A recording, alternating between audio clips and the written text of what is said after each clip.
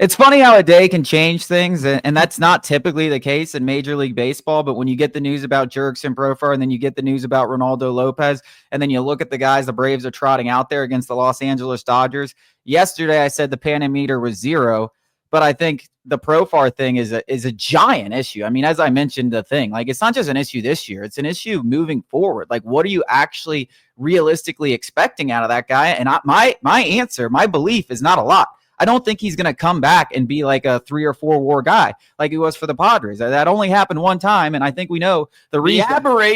It's not a coincidence. Yeah. Let's just call a spade a spade. I mean, it's not a coincidence that this guy has been his breakout campaign. First All-Star honor of his life came in year 10, and then subsequently he was caught with a substance that is used to mask steroids. Yeah. There's too many that we shouldn't believe in coincidences. Yeah, I mean, it's not. So I'm going to just assume the obvious is that he's not going to be that guy. He's not going to be that guy. He's not going to be that guy for any of the duration of his contract with the Atlanta Braves. And even if he is that guy, he's not going to be around for the playoffs, which is obviously a pretty damn big. Which is a dumb rule. I mean, maybe it's because I'm a Braves fan, but I don't know. Yeah. I didn't even know. I didn't know that was a rule until somebody said it. Yeah, well, usually we don't have a lot of guys getting caught for PEDs, but shout out to Jurickson Profar for being the first, in my lifetime. Yeah, people talking about these bats the Yankees are using. My guys, steroids.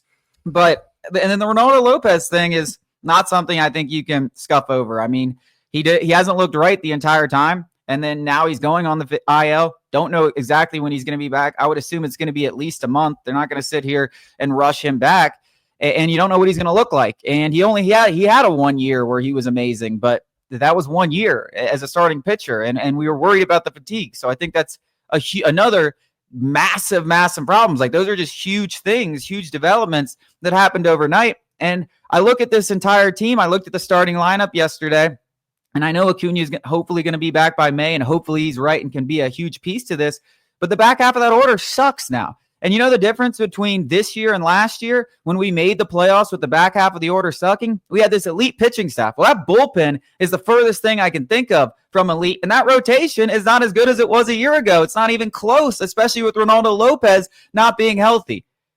I think you have huge problems here.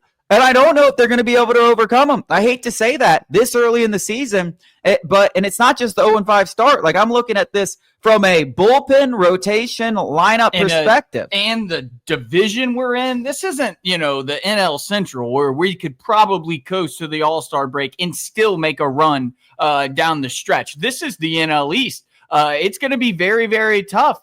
And the Phillies and Mets, they are, in terms of luck, perhaps, they have benefited from a little bit through this week. And I think, we can point to all the guys who have gone down, and I do think that they are important, and you cannot gloss over it, especially short term, but even more long term. We already mentioned the Profar stuff, the Lopez stuff. We've talked about it ad nauseum this offseason about, can he was already dealing with fatigue last year, without a full workload. What is he going to do this year?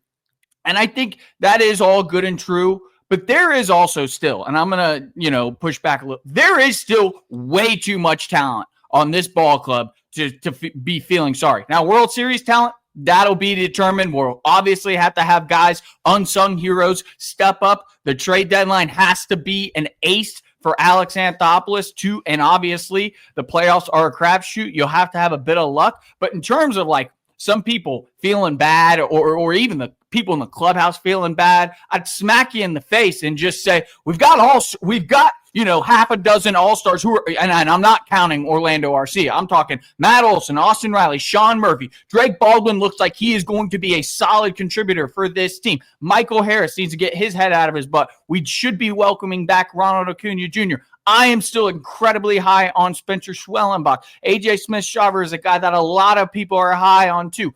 There's too much talent on this ball club for, if I ever heard, one of these players talking about feeling bad or sorry for themselves or anything like that, I would flip my you-know-what. I would be set off. There's still way too much talent. We are still one of the better ball clubs in this league. For it to just be doom and gloom 5 games in, I get it, because it just feels like we just got done getting punched in the gut for an entire season in 2024. And we kind of felt like it was, all right, it's all behind us. 2025 is a fresh start. And then immediately, I mean, we get punched in the face. We round the corner into the season. We get punched in the face. But I still think I'm not going to get off the optimistic train yet. But it's fair to criticize Alex Anthopoulos or at least the organization as far as what they did this offseason. Yeah, I just think I look at the National League, and it's not the thing. It's not even just the division, and even right. even people that want to point to 2021, guys, 88 wins ain't making the playoffs this year. I don't know who needs to tell you. 89 was the line last year. The Diamondbacks got better. The San Diego Padres are really good. We know about the Los Angeles Dodgers. That's 3 teams in one division. Oh, you got the Mets. You got the Phillies. You got whatever happens in the NL Central. Like there's not a lot of spots. Like, you're gonna have to win 90 games or at least 89. Like that's the bare minimum. And think about what Alex Anthopoulos had to do to get us to that point. He had to just work the most unbelievable trade deadline maybe in MLB history. And so is all that possible? Could luck go our way and maybe we don't get injured and Spencer Strider and Ronald Acuna come back? Great. Yes.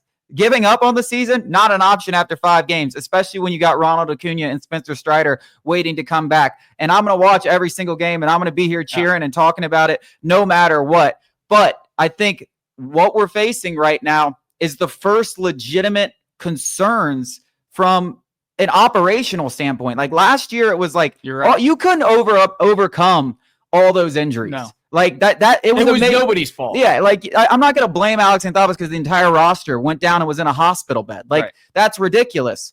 But like I think this is the first time operationally you've seen the Braves make mistakes or the lack of moves, and they're going to have to figure out a way to overcome them, and it's going to be very, very difficult to do. I think that's my point.